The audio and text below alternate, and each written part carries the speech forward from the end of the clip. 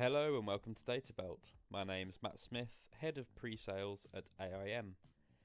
In this video, I'm going to run through the consent management process in DataBelt, showing how we can get in touch with our contacts to manage consent and marketing preferences. However, DataBelt also covers a number of data transformation, data discovery, governance and compliance processes.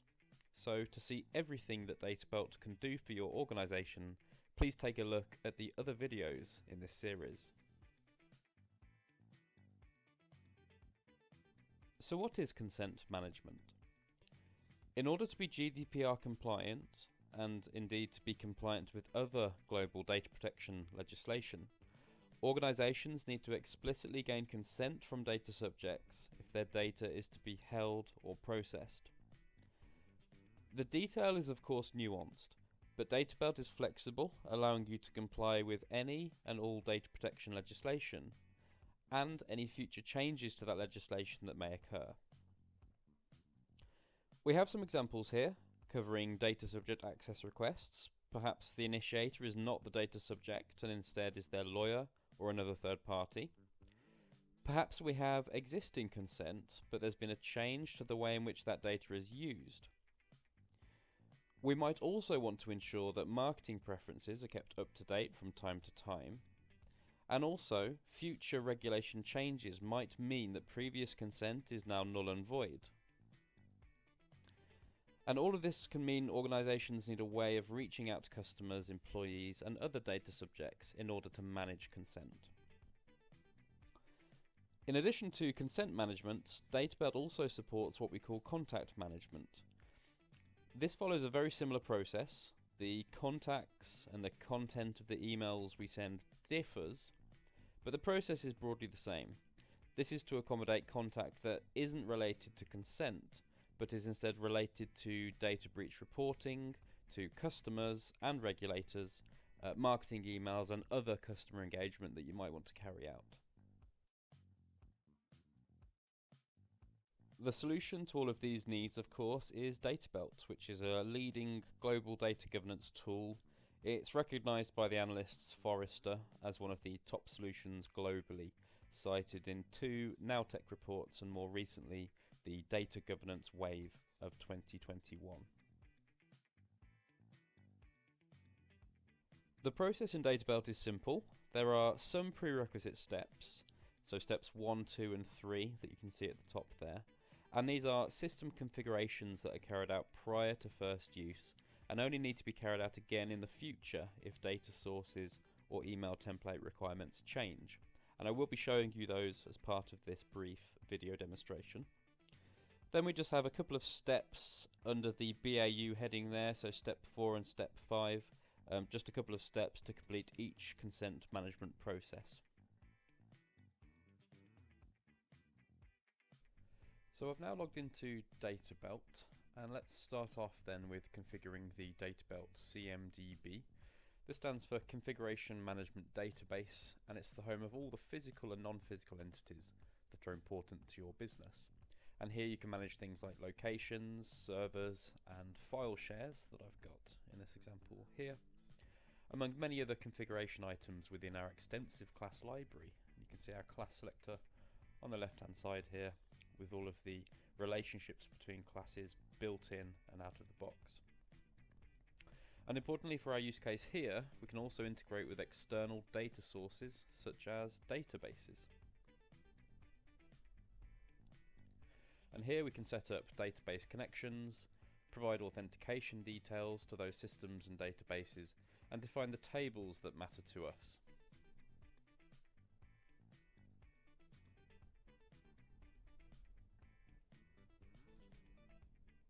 Once configured, you can then visualize your configuration items within the CMDB Explorer view, giving you a relationship-driven visualization of the items and, importantly, the data that your business relies on.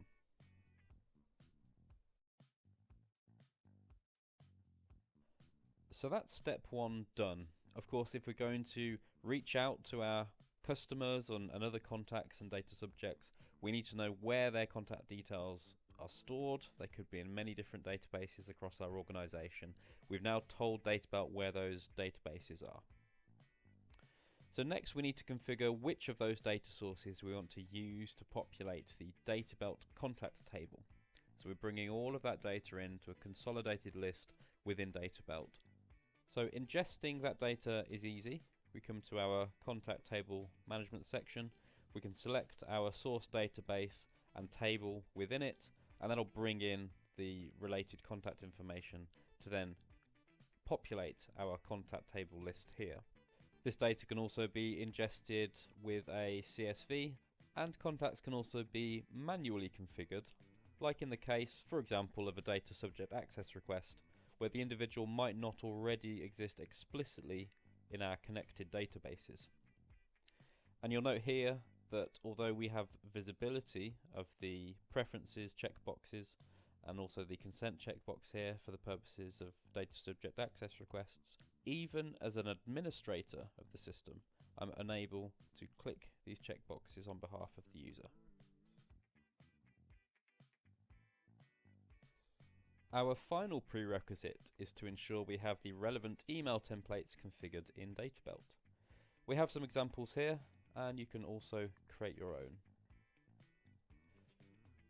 Please note that as part of your onboarding to the DataBelt platform, our DataBelt specialists will ensure you have all the email templates you need from day one, and will leave you self-sufficient in creating your own in the future. Now our prerequisites are out of the way, we can start off with our consent management process. Emailing our contact or contacts is easy. The consent management process is case-driven, ensuring a full audit trail of actions is kept in the system. And so we start off by creating a case. So I'll click on the consent management microservice tile that we have here, give it some details,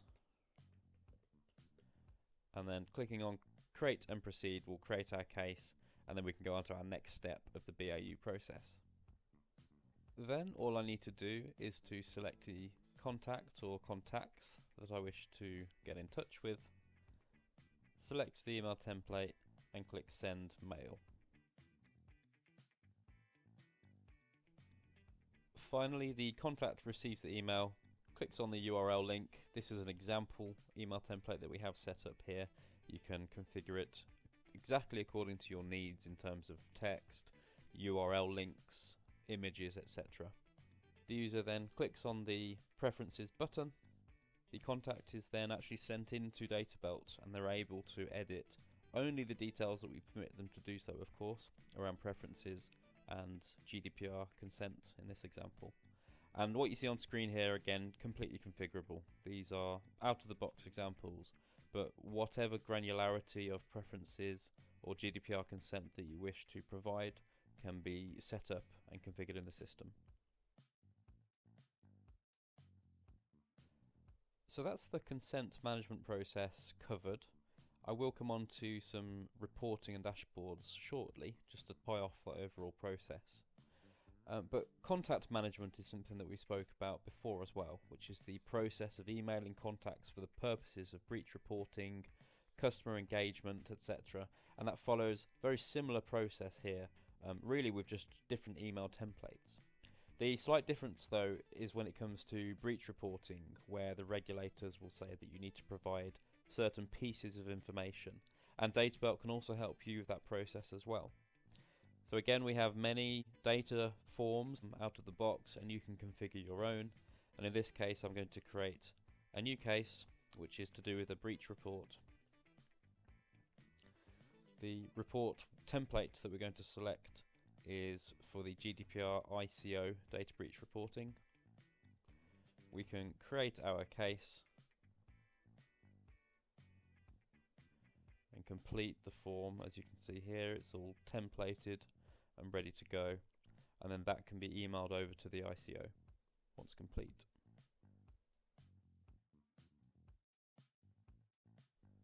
Finally, we can track preferences, manage our consent management cases, and group our contacts by preference in the consent management dashboard, which is entirely configurable and showing some example reports and tables here. And again, as part of setup, we ensure that you have all of the reports and dashboards you need in order to support whatever work management process you are supporting in DataBelt, including consent management, preference management, and contact management.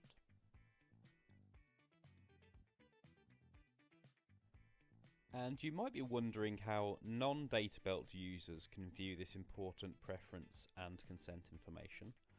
Well, DataBelt can also push this preference data back to your contact databases to ensure users of those systems, for example salespeople using a CRM like Salesforce, are viewing up-to-date consent and preference data.